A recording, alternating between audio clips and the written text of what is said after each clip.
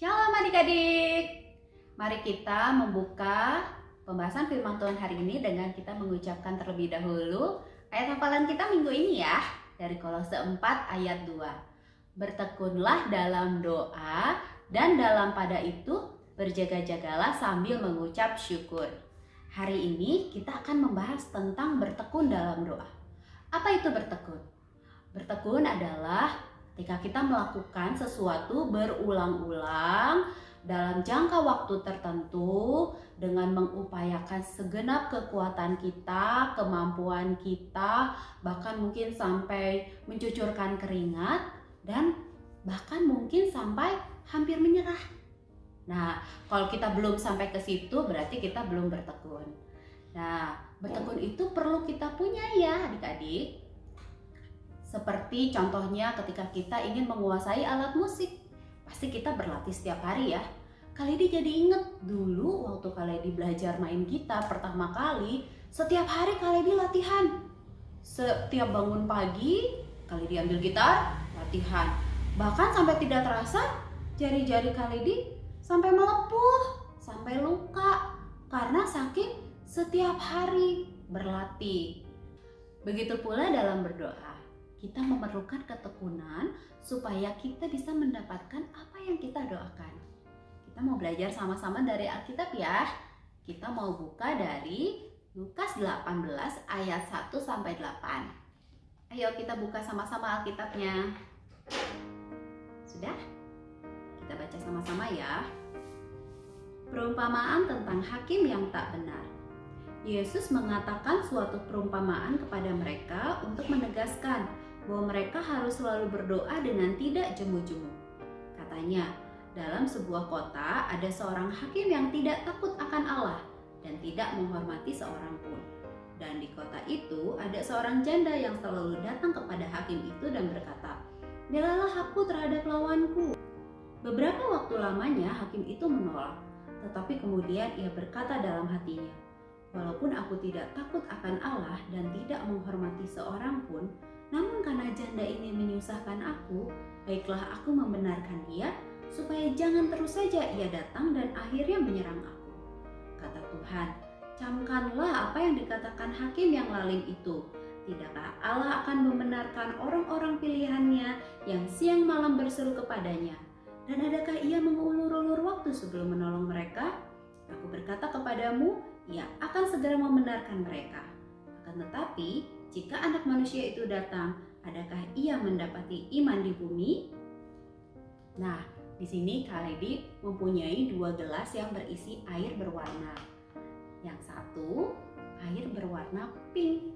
Yang satu, air berwarna biru. Gelas yang berisi air berwarna pink ini adalah hakim yang tak benar. Yang ini janda. Janda itu adalah ibu-ibu yang tidak memiliki suami.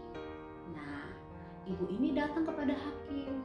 "Hakim, tolonglah aku. Ada orang yang buat jahat terhadap aku. Belalah perkaraku." Hakim itu menolak. Kata dia. Besok lagi, janda ini datang. "Hakim, tolonglah aku. Belalah perkaraku." Tapi hakim ini tetap tidak mau menolong. Janda itu melakukannya setiap hari. Dia bilang, katakan lagi, "Tolong aku, tolong aku." Sampai akhirnya hakim itu berubah. Tadi warnanya pink, sekarang warnanya apa? Ya, ungu. Karena janda ini senantiasa datang kepada hakim. Dia tidak menyerah dan ia terus bertekun. Adik-adik, jawaban doa itu ada 3 ya. Yang pertama, iya. Yang kedua, tidak. Dan yang ketiga adalah tunggu. Kadang-kadang Tuhan membiarkan kita untuk menunggu sampai kita mendapatkan apa yang kita minta. Menunggu pasti tidak enak ya adik-adik. Apalagi kalau sudah waktunya sangat lama. Kita pasti bosan. Bahkan mungkin ada titik di mana kita kesal. Tetapi menunggu itu juga baik loh adik-adik. Kaledi punya ilustrasinya. Nah, sekarang Kaledi punya 2 buah mangga. Siapa yang suka makan mangga? Banyak ya yang suka makan mangga. Nah, yang pertama ini adalah mangga yang, lihat kalau dilihat dari warnanya, ini mangga masih mentah ya, karena warnanya masih pucat, kuning pucat gitu.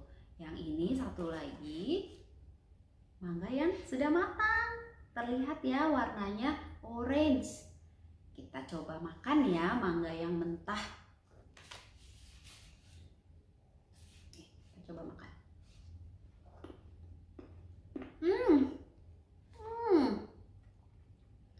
Kalian pasti sudah bisa menebak ya, mangga yang mentah itu rasanya asam sekali.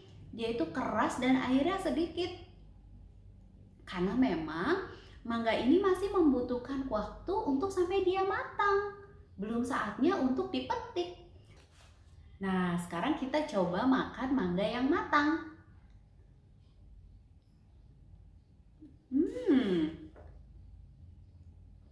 Rasanya manis, empuk, juicy, segar.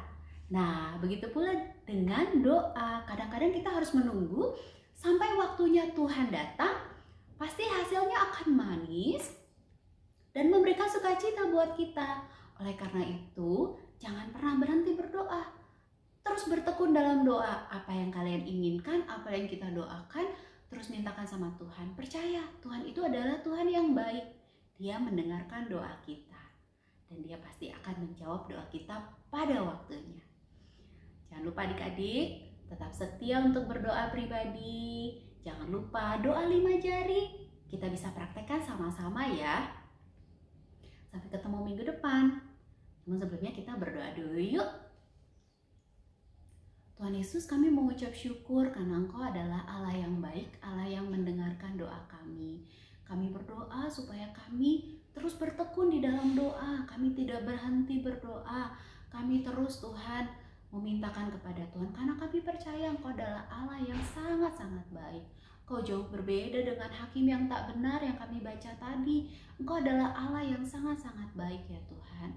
Karena itu biarlah Tuhan menolong kami supaya kami tetap setia dalam doa-doa kami. Terima kasih Tuhan untuk firman-Mu. Kami mengucap syukur. Di dalam nama Yesus kami bersyukur dan berdoa. Amin.